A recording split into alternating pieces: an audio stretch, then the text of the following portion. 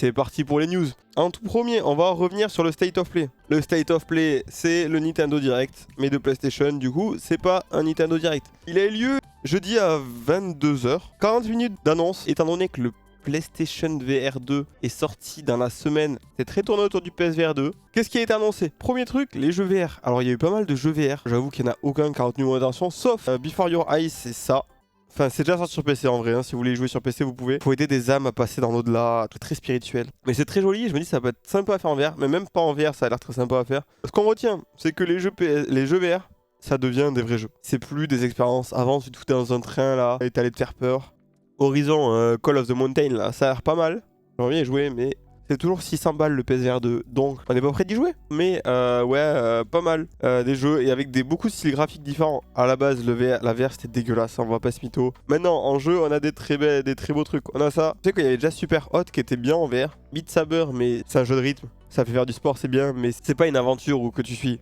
Et c'était Half-Life Alyx aussi, Alyx qui avait l'air pas mal. Bon, ça c'est top. Il y a Gran Turismo 7, on en a déjà parlé, qui a l'air vraiment d'être un banger en VR. Ensuite, on nous a présenté un jeu qui sort le 21 mars, Tchia.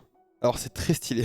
Tchia c'est quoi? C'est un Zelda-like, on se balade sur une île, c'est inspiré de Nouvelle-Calédonie. Mais du coup ça sort le 21 mars, ça sera sur le PS Plus Extra et Premium, sans rajouter de sous quoi. Ça a l'air sympa, belle DA, ça a l'air chill. Et vas-y, tranquille, paravoile, tout ça. La balade, on se fait kiffer, tu vois, on est sur les îles, au calme, on va sur la plage, là.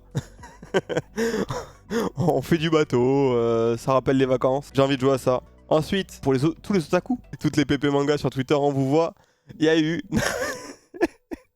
Naruto Ultimate Ninja Storm Connexion, Naruto X Boruto. Encore un Ninja Storm. Est-ce que ça tourne pas en rond au bout d'un moment? J'ai l'impression que c'est toujours le même. Et juste, il rajoute un mot à la fin, genre la connexion. Parce qu'il y a Boruto dedans. On rajoute des personnages et... Des bêtes, tu vois, quand c'était Budokai, Budokai 3, Budokai Tenkaichi, Budokai Tenkaichi 2. Là, ouais. Et Kakarot a l'air pas mal. Xenoverse, ça change un peu. Tu vois, ils essaient de changer. Là, Naruto, c'est vraiment toujours le même jeu, quoi. Ça sort cette année, hein. Ça sort en 2023, ça. Restez à l'affût, ceux qui kiffent Naruto. Moi, je rappelle, j'ai une tasse Naruto... avec des personnages, je sais même pas c'est qui dessus. J'ai pas fini Shippuden, donc je suis une fraude à ce niveau-là, mais je suis avec vous, hein. Force à vous les pépé manga. Ensuite, pareil, je sais que ça fait kiffer des gens. Baldur's Gate 3, qui a un accès anticipé depuis un moment, ça avait créé pas mal de hype. C'est annoncé 31 août, le jeu final sort. Et apparemment, il y a beaucoup de choses à faire sur le jeu. Bon, moi c'est pas trop mon style, mais pourquoi pas. Je sais que ça fait plaisir à beaucoup de monde. Ça reste des gros jeux. Il y avait beaucoup de monde quand je jouais à l'accès anticipé. Bon, bah vous pourrez enfin profiter du jeu entier.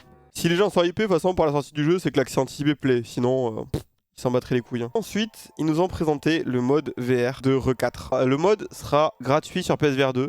Donc, il faudra juste acheter le jeu de base, ce qui est logique. Il y a déjà un mode VR pour le jeu de base. Là, c'est le remake, évidemment. Je vais pas vous mytho. Si vous me donnez un casque VR, je ne fais pas ce jeu en VR. Vous me voyez, moi, face à lui, là, en VR. En fait, je pense que du coup, RE4 peut faire peur. Parce que de base, il fait pas peur. Mais je ferai pas ça en VR. Peut-être que je ferai le jeu de base, mais pas en VR. Je ne veux pas me retrouver face à ça. Enfin, sinon, je meurs d'une crise cardiaque, je pense. Déjà, la première fois, j'ai juste fui comme une merde face à lui dans le jeu de base.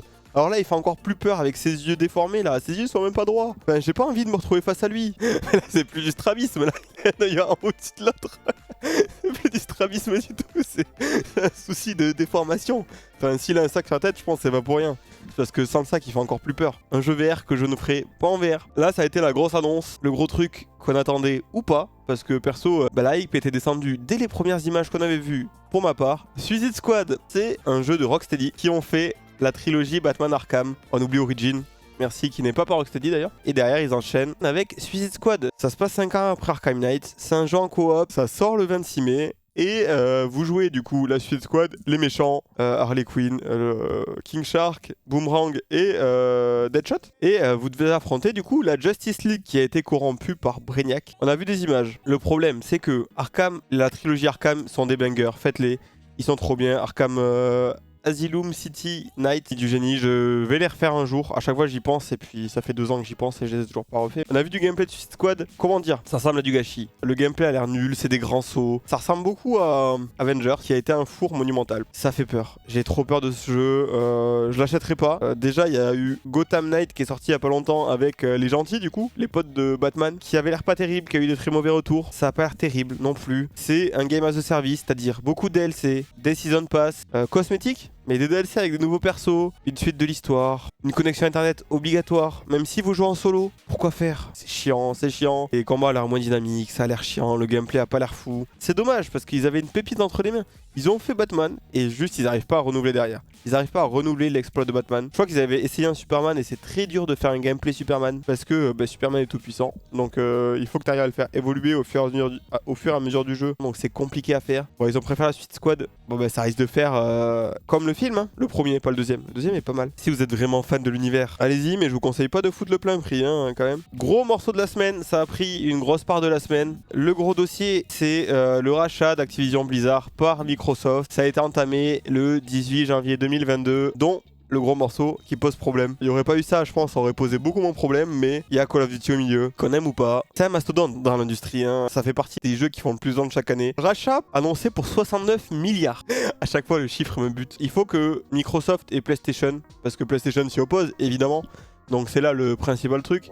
Du coup, il y a les commissions américaines, anglaises et européennes qui doivent débattre chacun de leur côté hein, sur est-ce que oui ou non ils sont pour ou contre le rachat. Les Américains sont contre parce que la commission américaine est un peu anti-GAFAM. Et cette semaine, il y avait Microsoft et PlayStation qui passait du coup dans la commission européenne à Bruxelles. Et du coup, il y a le Royaume-Uni et l'Europe qui analysent le dossier. Et Play ne veut toujours pas de ce rachat. Play ne veut pas accepter les deals. Du coup, Microsoft un peu dans la sauce. Alors, il y a une image qui est beaucoup tournée. C'est un mec de chez Microsoft, du coup, parlait devant Bruxelles et a sorti la magnifique stat de la part de marché prise par Microsoft sur les différents territoires, et notamment le territoire européen. C'est vraiment PlayStation, Xbox, Switch, c'est à part. Donc, les parts de marché européennes, c'est ça. PlayStation détient 80% des parts de marché. 20% sont pour Xbox. Ça, c'est l'Europe. Faut savoir que États-Unis, je crois, c'est 60-40, toujours en faveur de PlayStation. Japon, c'est aberrant. 96-4. Ah, mais PlayStation, ils disent que ça va complètement faire pencher la balance et que Microsoft aura le monopole. Après, ils cherchent pas trop à arranger les choses, c'est juste que vraiment, ils ne veulent pas de ce rachat. Hein. Au niveau mondial, ça fait 70-30 au final, en moyenne. Déjà, l'image est parlante. Je suis désolé, mais au bout d'un moment, faut bien les aider, les pauvres. Certes, Microsoft, c'est une GAFAM, c'est aussi les plus grosses entreprises du monde, mais la division de jeu, c'est plus PlayStation qui est proche du monopole que le contraire. Surtout que PlayStation a un partenariat avec Call of Duty. Mais c'est pas moi qui décide, il y a d'autres trucs qui rentrent en jeu. On a entendu parler d'un deal que Microsoft aurait proposé à Sony pour laisser Call of Duty sur Play pendant au moins 10 ans. PlayStation a sciemment refusé, parce que vraiment, ils ne veulent pas de ce rachat, donc ils sont en mode non, on ne veut pas de ce deal pour pas que ça vous aide. Et cette semaine a été annoncé un partenariat de 10 ans, exactement le même que celui qui était proposé à PlayStation, avec Nintendo. Si le rachat est effectif, je pense. Si le rachat est pas effectif, je vois pas comment Xbox peut ramener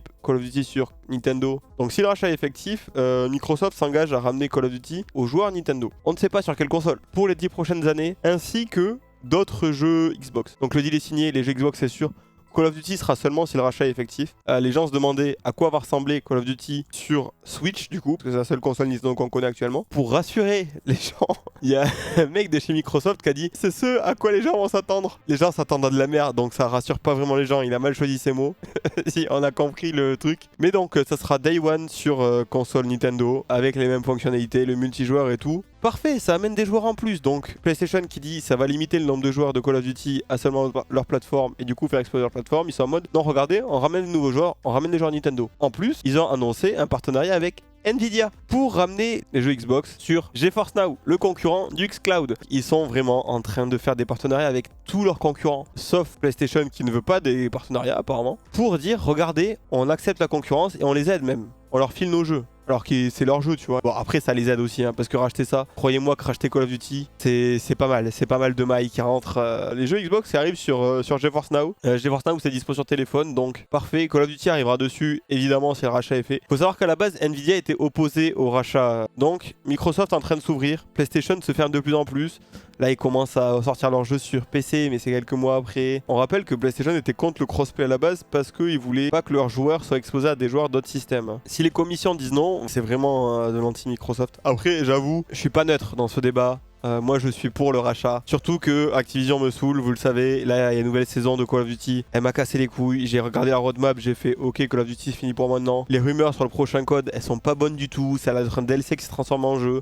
En plus, ça a l'air de faire chier les équipes de dev. Donc, faut vraiment que ça change à la tête d'Activision et qu'on change tout ça. Bon, Candy Crush, je suis pas sûr. Candy Crush, ça marche très bien et j'en ai rien à faire que ça change en vrai. Hein. Et en plus, il y a le patron d'Activision Blizzard qui commence à insulter les maires de PlayStation et tout. Vraiment. Lui, il a envie de se faire racheter, il a envie de se barrer de là. D'ailleurs, la Commission européenne a proposé, pour que le deal soit plus juste, de vendre Call of Duty à quelqu'un d'autre. Genre, Microsoft rachète tout, sauf Call of Duty. Évidemment, Microsoft refuse. Enfin, tu mets pas 69 milliards pour pas avoir Call of Duty. Ça serait débile. Jamais. Enfin, ils veulent racheter Call of Duty. Hein. Je pense que le reste, s'ils peuvent s'en passer, ils s'en passent. S'ils peuvent racheter que Call of et pas le reste, je pense qu'ils sont contents quand même. Et là, il faut savoir qu'il y a les avocats de Take-Two qui va passer devant la Commission européenne. Take-Two est pour le rachat. Take-Two, pour ceux qui savent pas, c'est GTA.